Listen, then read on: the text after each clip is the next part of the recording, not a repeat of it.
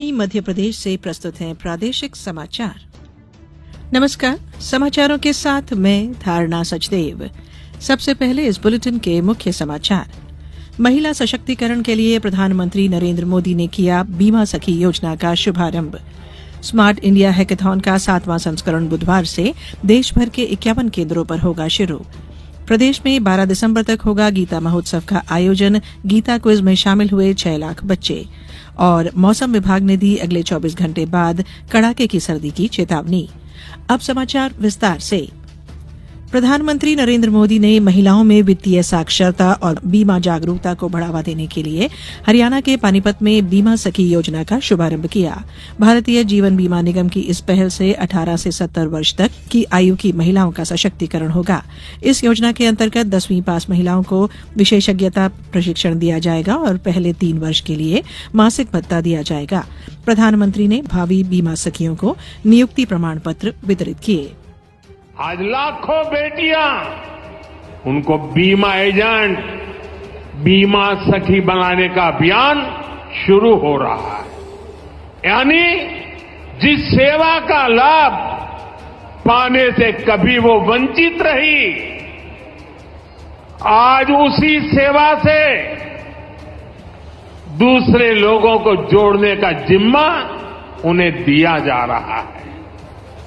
आज बीमा जैसे सेक्टर के विस्तार का नेतृत्व भी एक प्रकार से अब महिलाएं ही करेंगी। इस अवसर पर वित्त मंत्री निर्मला सीतारमण ने कहा कि सरकार ने बीमा सखी योजना के अंतर्गत 3 वर्षों में 2 लाख से अधिक महिलाओं की भर्ती का लक्ष्य निर्धारित किया है।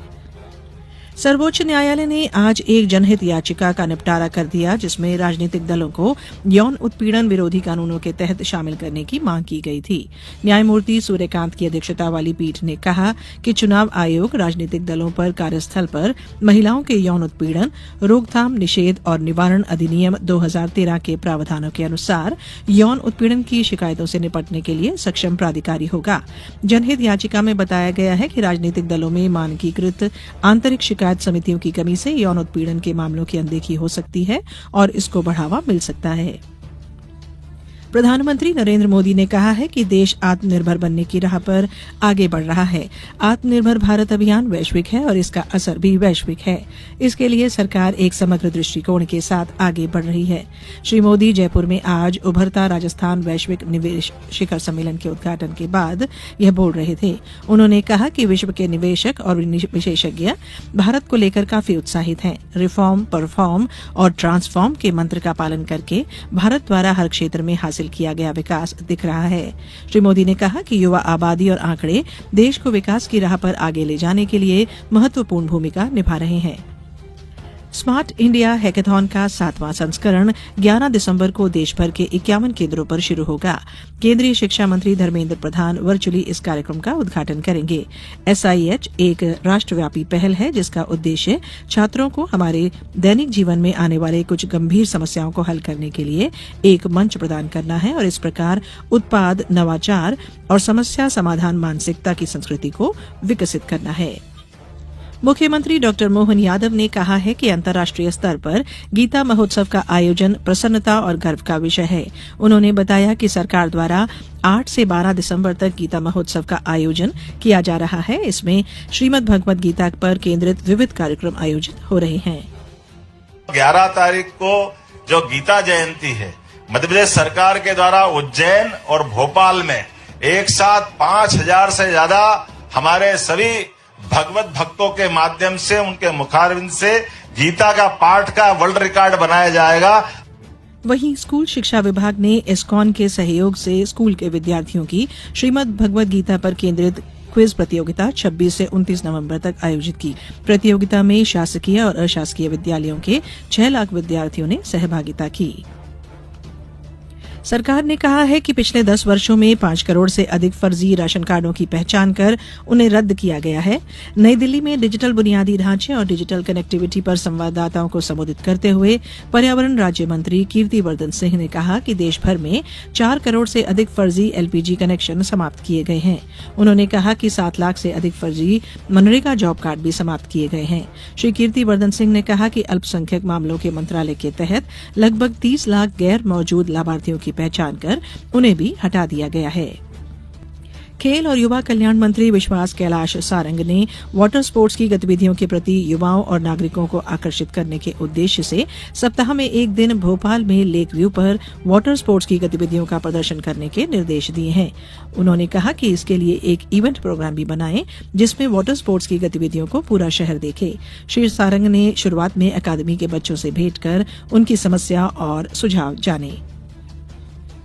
बात मौसम की। प्रदेश के मौसम में एक बार फिर बड़ा बदलाव देखने को मिल सकता है।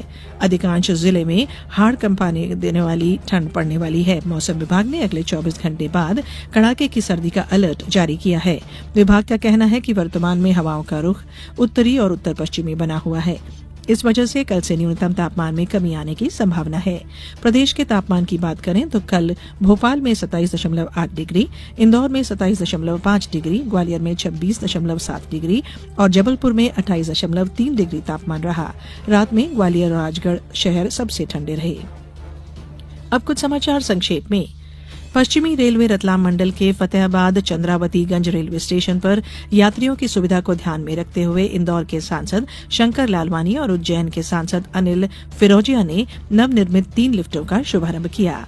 मंदसौर में उप मुख्यमंत्री जगदीश देवड़ा ने मल्हारगढ़ में रोजगार, स्वरोजगार और अप्रेंटिसशिप मेले का शुभारंभ किया। मंडला जिले की अंजनिया चौकी पुलिस ने व्हाट्सएप और टेलीग्राम ग्रुप में जोड़कर शेयर ट्रेडिंग और इन्वेस्टमेंट के नाम से ठगी करने वाले अंतर्राज्यीय साइबर ठग गिरोह का खुलासा किया है। जांच में पाया गया कि साइबर ठगों ने देश के 16 राज्यों में 48 शिकायतों में लगभग 7 करोड़ से भी अधिक की ठगी की है। अनूपपुर में पंचायतों के रिक्त पदों के लिए उप निर्वाचन के घोषित कार्यक्रम के अनुसार सरपंच और पंच पद हेतु मतदान संपन्न हुआ। सीहोर में कल चंद्रशेखर आजाद शासकीय स्नातकोत्तर अग्रणी महाविद्यालय में युवा संगम रोजगार मेला आयोजित किया जा रहा है। रोजगार मेले में 21 से अधिक कंपनियों द्वारा लगभग 2700 से अधिक पदों पर भर्ती की जाएगी। राजधानी भोपाल में 15 दिसंबर को एक कैट शो आयोजित होने जा रहा है। इस शो में 10 विभिन्न नस्लों की 300 बिल्लियां हिस्सा लेंगी। खंडवा में लिंग आधारित हिंसा के उन्मूलन के लिए हम होंगे कामयाब जागरूकता अभियान के दौरान 14 बालिकाओं और 44 महिलाओं को प्रदेश और प्रदेश के बाहर अन्य राज्यों से तलाश कर आरोपियों के विरुद्ध कार्रवाई की गई है। जबलपुर के करीब 30 किलोमीटर पाटन तहसील के पास अमरपुर गांव में आज सुबह मजदूरों से भरा पिकअप वाहन पलट गया, जिसमें सवार करीब 20 मजदूर घायल हो गए। 8 की हालत गंभीर होने के चलते उन्हें इलाज के लिए मेडिकल कॉलेज रेफर किया गया है। अंत में बुलेटिन के मुख्य समाचार एक बार फिर। महिला सशक्तिकरण के लिए प्रधानमंत्री नरेंद्र मोदी ने किया बीमा सखी योजना का शुभारंभ। स्मार्ट इंडिया हैकाथॉन का 7वां संस्करण बुधवार से देश भर के 51 केंद्रों पर होगा शुरू। प्रदेश में 12 दिसंबर तक होगा गीता महोत्सव का आयोजन। गीता क्विज में शामिल हुए 6 लाख बच्चे। और मौसम विभाग ने दी अगले 24 घंटे बाद कड़ाके की सर्दी की चेतावनी। इस बुलेटिन में इतना ही। नमस्कार।